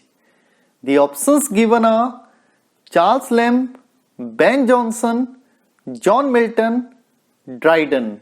Charles Lamb is the right answer. Here comes our next question. King Lear had blank daughters. Fill in the blank. 2, 3, 4 or 5. The correct answer is 3. Their names are Goneril, Regan, Cordelia. Let's move on to our next question now. The line, I am more sinned against than sinning, occurs in All for Love, Hamlet, King Lear, or none of these? The correct answer is King Lear. Next one, Cordelia came to help her father because he had given her a lion's share of his kingdom. He had deprived her of her share in the kingdom. Out of her genuine love for him, she hated her elder sisters. The right answer is out of her genuine love for him. Shakespeare's King Lear was given a happy ending by one of the following playwrights. Identify him: Nathaniel Lee, T.S. Eliot, Thomas Otway, or Nahum Tate. The correct one is Nahum Tate. The History of King Lear is an adaptation by Nahum Tate of William Shakespeare's King Lear. Unlike Shakespeare's tragedy, Tate's play has a happy ending with King Lear regaining his throne, Cordelia marrying Edgar, and Edgar joyfully declaring that truth and virtue shall at last succeed. Here comes our second last question. Name the critic who said this of Shakespeare. Those who accuse him to have wanted learning give him the greater commendation. He was naturally learned. He needed not the spectacles of books to read nature. He looked inwards and found her there. I cannot say he is everywhere alike. Were he so, I should do him injury to compare him with the greatest of mankind. The options are Dr. Johnson, Dryden, T.S. Eliot, or Coleridge. The right answer is the father of English criticism, John Dryden. John Dryden said this of Shakespeare in his work An Essay of Dramatic Poesy that got published in 1668. Our question number 150th is, blank is a comic character by William Shakespeare is found in more than one of his plays. Sir John Falstaff, Ariel, Claudius, Antonio. The answer, as you all know friends, is Sir John Falstaff. Our question number 151 is, there is nothing either good or bad, but blank makes it so. Fill in the blank. The options are telling, saying, thinking, speaking. The correct answer is thinking. In Act 2, Scene 2 of Shakespeare's Hamlet, Hamlet speaks these words to Rosencrantz when he says, "Why then, it's none to you, for there is nothing either good or bad, but thinking makes it so. To me, it is a prison."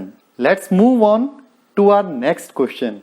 Who has been termed as motiveless malignity? Macbeth, Hamlet, Iago, or Othello? The right answer is Iago. Motiveless malignity is the term first developed by Coleridge for the villain of Othello called Iago. It means Iago एक purely evil character था और उसे दूसरों के साथ बुरा करने में आनंद आता था. Let's move to the next question now. The relationship between Othello and Iago is an example of inversion, irony, innuendo, or invective. The correct one is inversion. Next one, keep up your bright swords, for the dew will rust them. Good senior, you shall more command with ears than with your weapons. The above lines are addressed by Othello to options are Rodrigo, Brabantio, Rodrigo and officers, Montano and Cassio, the Duke and senators. The correct answer is Brabantio, Rodrigo and officers. Othello speaks these lines to them when they come to attack him and take Desdemona away. And this occurs in Act 1, Scene 2 of Othello. Who is Trinculo in the play The Tempest? King's butler, king's jester, king's slave or king's son? The correct one is king's jester. Next one, Fortinbras in Shakespeare's play Hamlet is Prince of Denmark, Prince of Norway, Prince of Holland or none of these. The correct one is Prince of Norway. Fortinbras is the crown prince of Norway and assumes the throne of Denmark after Hamlet's death. Who says good wombs have borne bad sons? Prospero, Caliban, Ferdinand, Miranda. The correct answer is Miranda. Miranda speaks these lines to Prospero in Act 1, Scene 2. Here Miranda expresses surprise that a lovely woman like her grandmother could give birth to an evil man like her uncle Antonio. Let's move to the next one. This is considered to be the first play of Shakespeare by general consent. Options are Romeo and Juliet, Love's Labour's Lost, Henry IV Part 1, none of these. The right answer is Henry IV Part 1. Let's move to the next one. In which play does Hippolyta appear? Options are Major for Major, As You Like It, Twelfth Night, A Midsummer Night's Dream. This character appears in A Midsummer Night's Dream. Hippolyta is the Amazon queen who marries Theseus in Act 4, Scene 1, though off stage. Shakespeare bases this character on the ancient historian Plutarch's portrayal of her in his Life of Theseus, which covers the big mythological battle between Theseus and the Amazons. Next one is, in which Shakespearean play Oedipus complex is reflected? Hamlet, Othello, King Lear or Macbeth? The correct answer is Hamlet. Oedipus complex is a strong attachment of a son to his mother.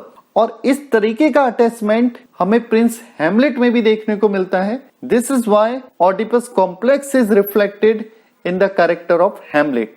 He throughout the play ponders and procrastinates the task of killing Claudius to avenge his father's murder.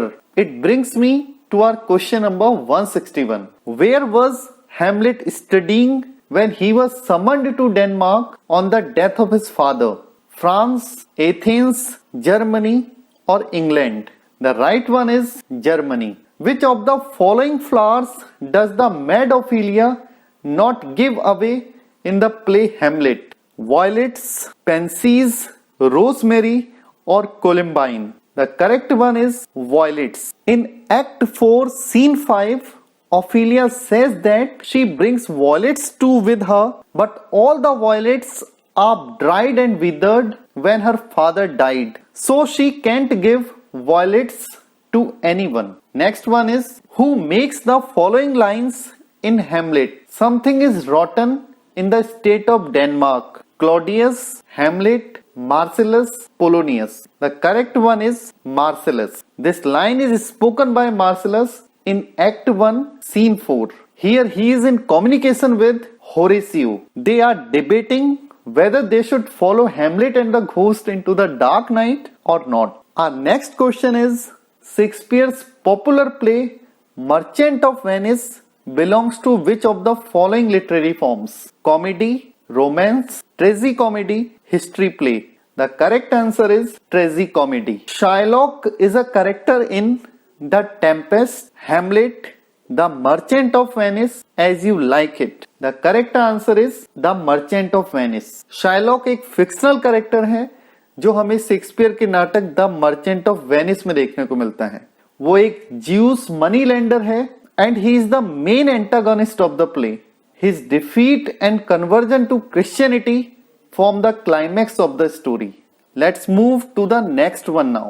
The quality of mercy is not strained. It dropped as the gentle rain from heaven. Identify the play. The options are Macbeth, As You Like It, Merchant of Venice, Twelfth Night. Merchant of Venice is the right answer. And this line has been spoken by Portia in Act 4, Scene 1 of Merchant of Venice. Here comes our next question. Which of the following is the dominant theme of Shakespeare's play King Lear? Jealousy, ambition, revenge, filial ingratitude. Filial ingratitude is the right answer, friends. Ripeness is all. Where does this line occur? King Lear, Hamlet, Macbeth, Julius Caesar. The correct answer is King Lear, and the speaker of this line is Edgar. He speaks this in Act 5, Scene 2. Let's move to the next one now. In King Lear, who among the following speaks in the voice of poor Tom? Kent, Edgar, Edmund, Gloucester. Edgar is the correct answer. In King Lear, for what reason does Kent assume a disguise? The correct answer is to continue to serve Lear. The Earl of Kent is an old man who has served Lear faithfully for many years, and he is one of the most loyal subjects and friends.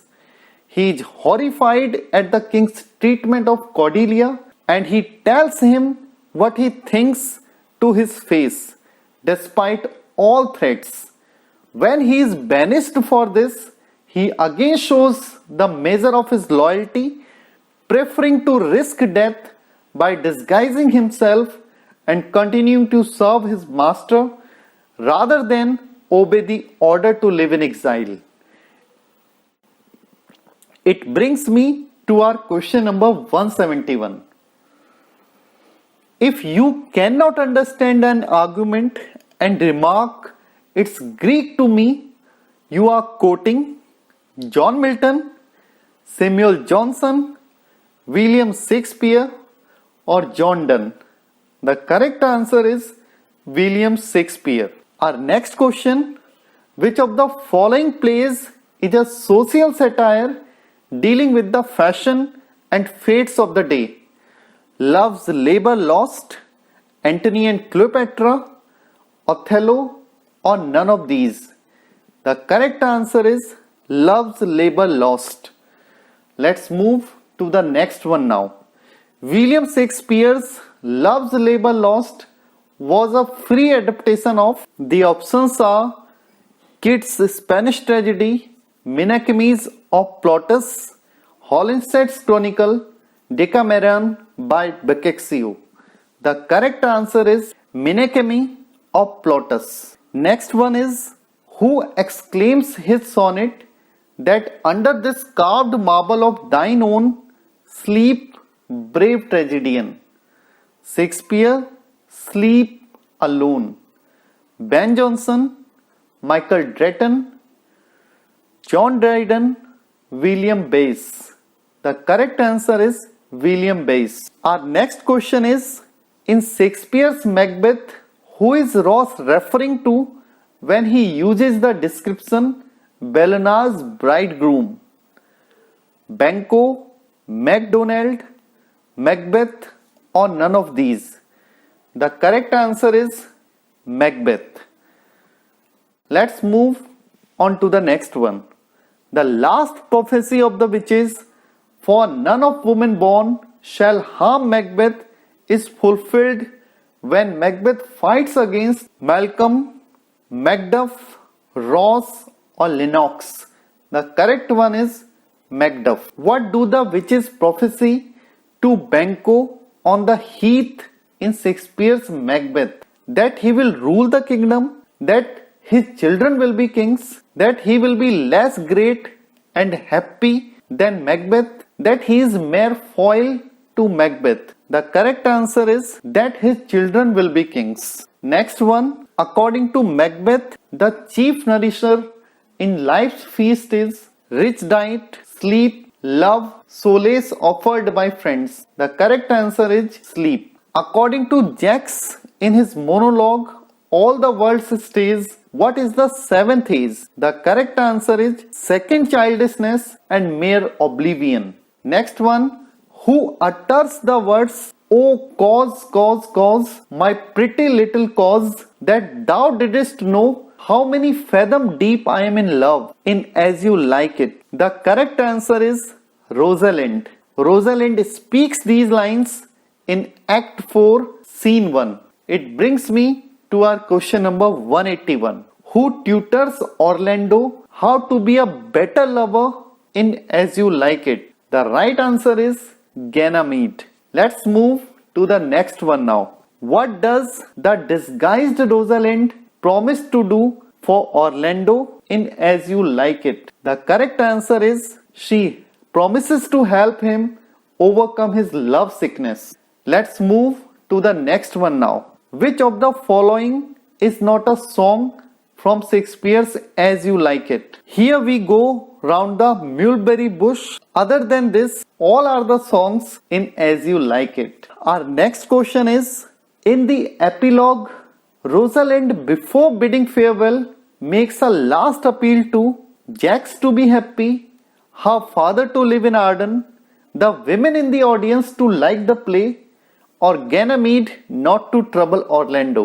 The correct answer is the women in the audience to like the play. And this epilogue takes place in Act 5, Scene 4.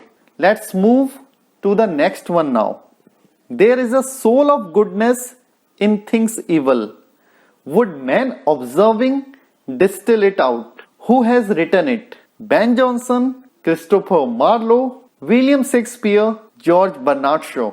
The correct answer is William Shakespeare. These lines occur in Act 4, Scene 1 of Henry V. King Henry is the speaker of these lines. Let's move to the next one.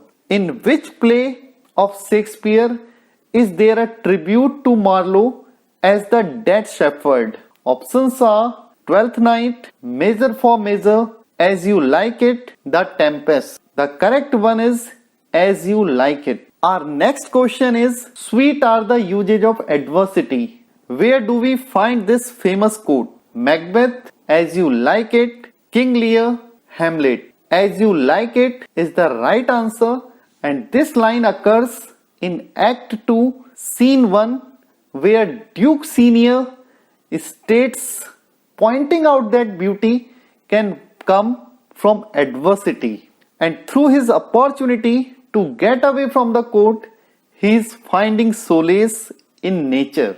Next question, which of the following plays has the line, blow, blow, thou winter wind, thou art not so unkind as man's ingratitude? Options are Macbeth, As You Like It, Othello, Twelfth Night. The correct answer is As You Like It. Next one, which of the following is not a character in As You Like It? Rosalind, Celia, Orlando, Portia. The correct answer is Portia. Who is known as the melancholic man in As You Like It? Touchstone, Silvius, Jax or Corin? The correct answer is Jax. Let's move to question number 191. The line cowards die many times before their deaths, the valiant never taste of death but once occurs in Shakespeare's The Tempest, Julius Caesar, The Merchant of Venice, As You Like It. The correct answer is Julius Caesar. And Julius Caesar speaks these lines when Calpurnia asks him not to go to the Senate that day because of the horrible visions she saw in her dream. Calpurnia says, when beggars die, there are no comets seen. The heavens themselves bless forth the death of princes. But Caesar says in reply, cowards die many times before their deaths. The valiant never taste of death but once. Our next one is the line, this is the noblest of them all, is said by Cleopatra, Brutus, Antonio, Caesar. The correct answer is Antonio. Antonio speaks these lines in Act 5, Scene 5. Let's move to the next question now. The fault, dear Brutus, is not in our stars, but in ourselves that we are underlings. Cassius made this remark before Brutus because the correct one is he is jealous of growing power of Julius Caesar and wants to incite him against Caesar. Next question is, in Julius Caesar, after Brutus' presumed death, his wife Portia, what does she do? She remarries, she commits suicide, she goes into hiding, or she goes into exile. The correct answer is commits suicide. Next question is, apart from Mark Antony and Octavius Caesar, who was the third member of the triumvirate which ruled Roman Empire in the play Antony and Cleopatra? The options are Lepidus, Enobarbus, Pompey or Agrippa. The correct answer is Lepidus. Let's move to the next question now.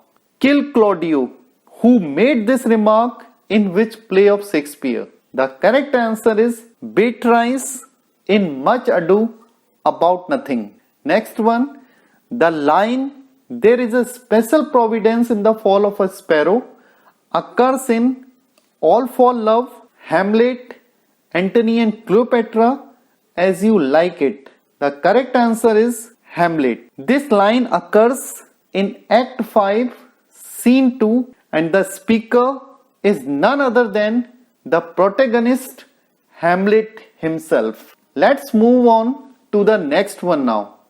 The line, the rarer action in virtue than in vengeance, occurs in Shakespeare's The Tempest, Hamlet, The Merchant of Venice or As You Like It. The correct answer is The Tempest. The basic theme of The Tempest is revenge, revenge and freedom, freedom, forgiveness and freedom. The correct answer is forgiveness and freedom. Our question number 200 is, on seeing whom does Miranda exclaims, what is it? A spirit? Lord, how it looks about. The answer is Ferdinand. In Act 1, Scene 2, Miranda, the heroine of the play, utters these words to see Ferdinand. It brings me to our question number 201.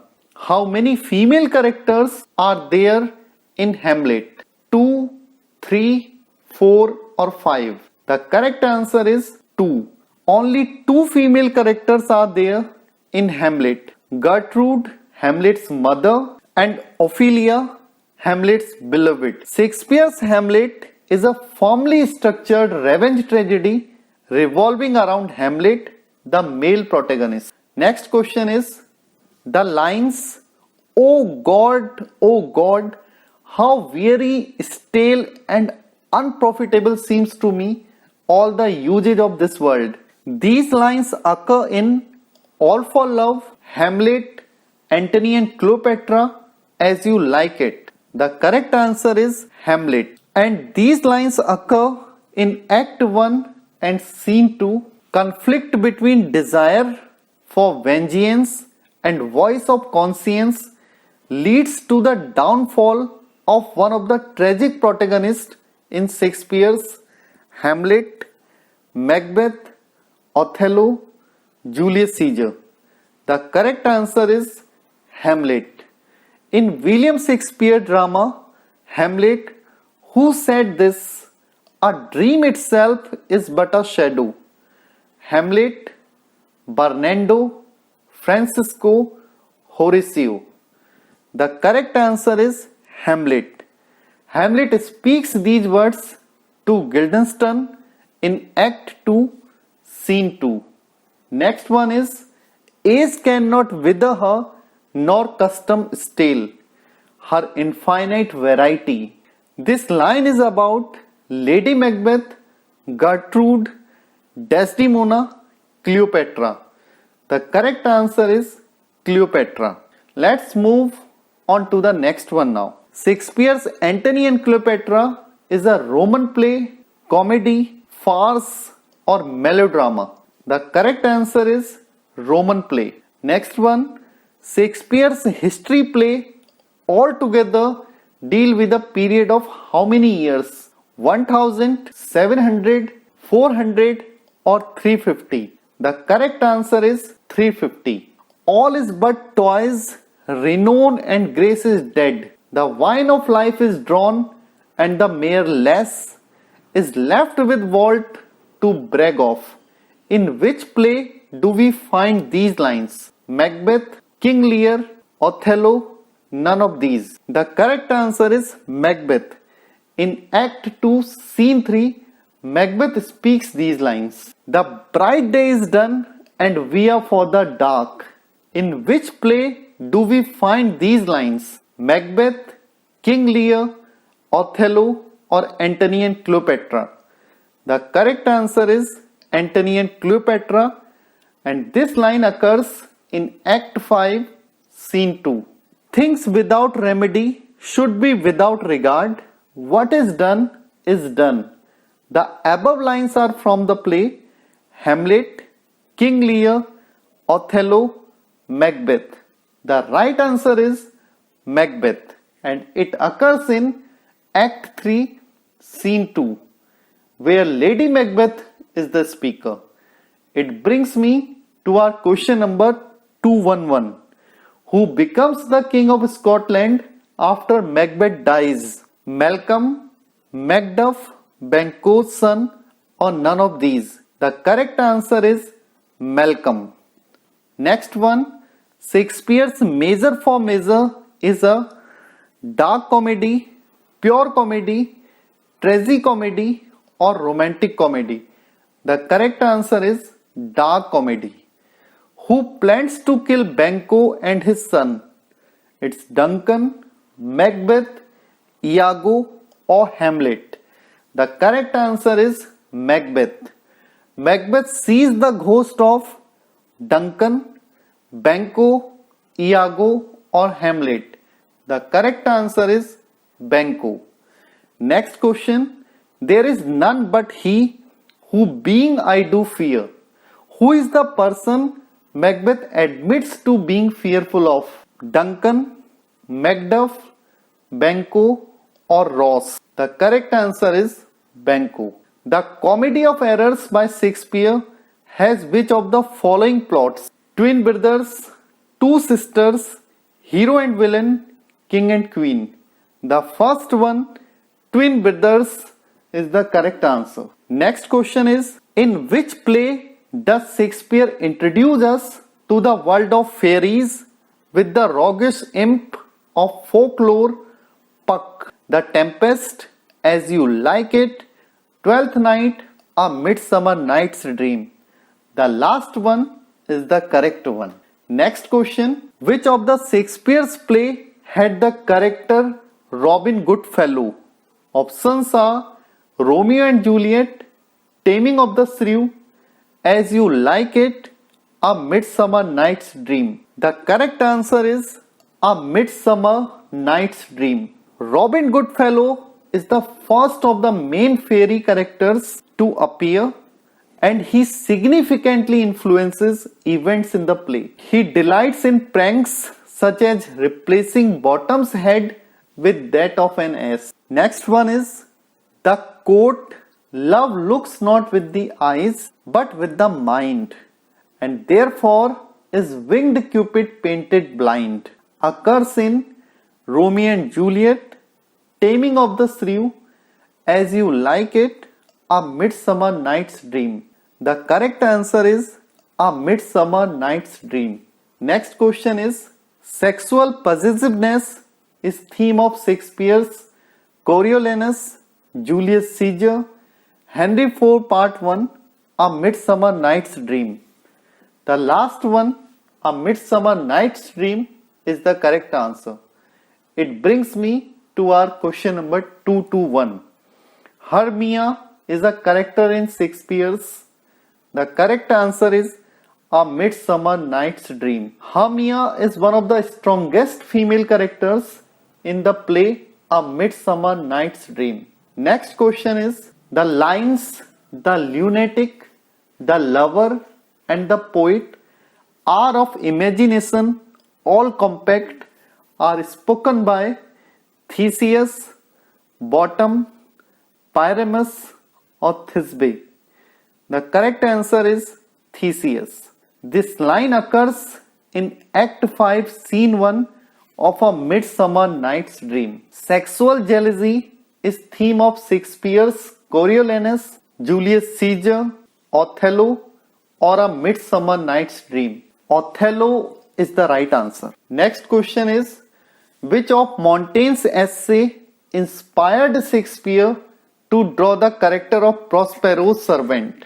The correct answer is of the cannibals. Next one, who speaks the following lines in Shakespeare's The Tempest? "For I am all the subjects that you have, which first was mine own king." The correct answer is Caliban. Next one, when my love swears that she is made of truth, I do believe her, though I know she lies. The author of these lines is Philip Sidney, Edmund Spenser, Christopher Marlowe, or William Shakespeare. The correct answer is William Shakespeare. These are the opening lines of sonnet number 138 written by William Shakespeare. Shakespeare addresses the theme of blank in his sonnets. The correct option is love, beauty, time, and loyalty. Which of these Greek plays was a source of the Winter's Tale? Option B, Alcestis, is the correct answer. Next question. In which play of Shakespeare do we find widowed queens questioning the assumptions of male politics? The options are Henry V, Richard III, Antony and Cleopatra, Hamlet. The correct answer is Richard III. Next question is, in which play Shakespeare has presented a royal criminal? The options are King Lear, Henry IV, Richard III, or Henry VIII. Richard III is the correct answer. It brings me to our question number 231. Recollect Romeo and Juliet and state the meaning of "my life is my foe's debts." The options are that he had to marry someone from whose father he had taken a loan, that someone was trying to kill him, that he loved Juliet, who was the daughter of the enemy of his family, or none of these. Option C, that he loved Juliet, who was the daughter of the enemy of his family, is the correct answer. Next one is, read the following lines and answer the question that follow. O Julius Caesar, thou art mighty yet. Thy spirit walks abroad and turns our swords in our own proper entrails. What is the essence of this statement? Brutus was too mighty, Caesar was mighty even after his death, Antony was mighty, or Cassius was mighty? The correct answer is Caesar was mighty even after his death. Let's move on to the next question now. Julius Caesar falls between the comedies and histories, the comedies and tragedies, the histories and tragedies. The histories and tragedies is the right answer. Next one, name the theatre in which Shakespeare had shares. The Blackfriars, the Theatre, the Universe, the Rose. The correct answer is the Blackfriars. Next one, who is King Lear's second daughter's husband? Duke of Cornwall, Earl of Kent, Duke of Burgundy, Duke of Albany. The correct answer is Duke of Cornwall.